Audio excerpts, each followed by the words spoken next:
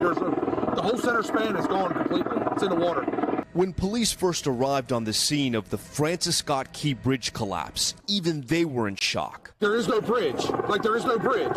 Looking up from the dark waters that night, clinging to a submerged chunk of bridge, Julio Cervantes Suarez couldn't believe he was alive. Do you remember what was going through your head as you're falling into the water? Sí. Cervantes says when his truck fell from near the center of the bridge, he thought he would never get out. He had been working that night fixing potholes with his crew. When the dolly hit the bridge, the men were all in their vehicles on a break. On impact, he says suddenly everything started to shake. He saw his co-workers all launch into the water. That's when he started to pray. Gracias a Dios. He says he asked God to take care of his wife and kids and asked for forgiveness. His vehicle fell nearly 18 stories to the water below, but luckily the windows were manual, allowing him to roll one down and escape from his truck. But there was another problem, a big one. Do you know how to swim? No sé nadar.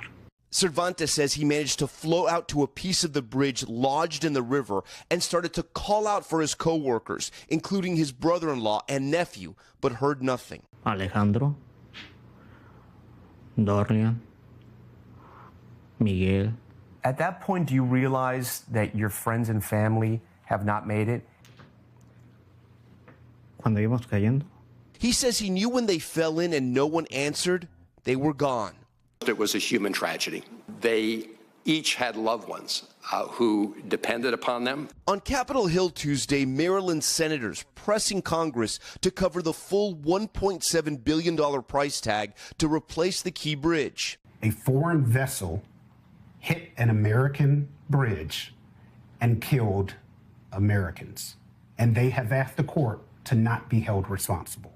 In May, a preliminary NTSB report said the dolly had power issues in the days ahead of the disaster. In the coming weeks, Cervantes and the other victims' families are planning to file suit against all of the companies involved with the ship. He ingested all of that bad water. He has torn meniscus. He has other kind of psychological problems that he's going to deal with forever. The sole survivor of an unimaginable tragedy. Why do you think you survived? No lo sé.